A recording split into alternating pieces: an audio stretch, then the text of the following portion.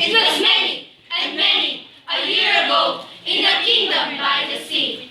There a maiden there lived, whom you may know by the name of Annabelle. Annabelle?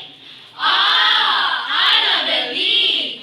And this maiden she lived with no other thought than to love and be loved by me.